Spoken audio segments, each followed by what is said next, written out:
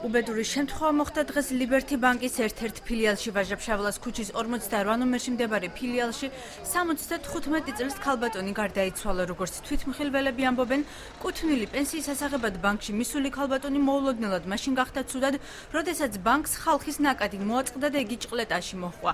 ქალბატონს გული გაუხდა ცუდად და იგი სასწრაფო დახმარების ჯგუფის მისვლამდე გარდაიცვალა. დაინახით, ქალბატონი გარდაიცვალაო, გავიგეთ ჩვენ დაგვიდა. დანახვით მე არ დავინახე. მაგრამ ფაქტი იცით ისე? გარდაიცვალა. აქ იყავით თქვენ მაგ დროს? რამდენი რა ხნის ქალბატონი იყო და რა გახდა მიზეზი? ანუ დიდხანს იდგა რიგში? სახით არ დავინახიათ. მე არ ვიყავი მართალი გითხრა ამ დროს. ისე გაიგეთ ამ ინციდენტის შესახებ. ხო, ცუდად გამختარა და გარდაცვლილა.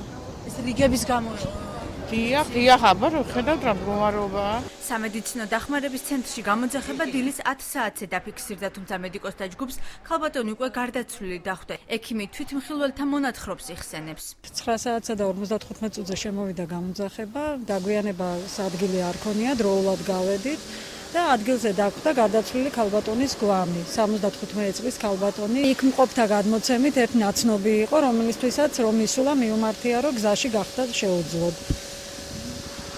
ჩვენ გარდაცვლილი დაგვხდა უკვე რეანიმაციას შედეგი არ მოყვა და დაფიქსირდა გვამი. შესაძლო სავალალო შედეგებზე საუბრობენ პენსიონერები, რომლებსაც თანხის ასაღებად რიგში დგომა ყოველთვიურად, ხშირად კი რამდენიმე დღის განმავლობაშიც უწევთ.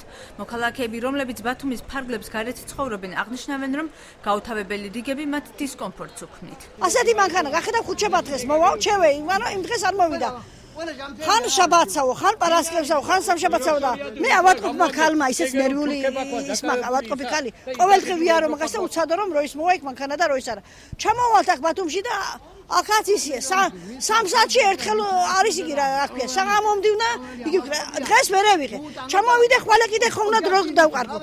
ავატყოფმა ქალმა 10 ლარი დავყარქე. ამისანა რიგში შეუძლია პენსიონერს დადგომა? ნებისმიერ შეიძლება მე დავეცე ახლა აქ. წება მაქვს 180.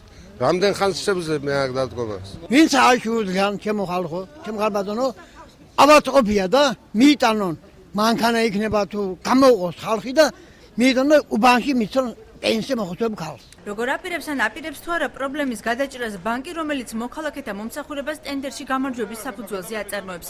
პასუხი ვერ მივიღეთ. პირად საუბარში განმარტავენ, რომ ხელთ აქვთ ვიდეო თვალით დაფიქსირებული კადრები, სადაც ჩანს, როგორ ესაუბრება გარდაცვლილი ქალბატონი მეორე ქალბატონს, რომელიც მოულოდნელად საუბრის დროს ყოველგვარი რიგების გარეშე წაიქცა.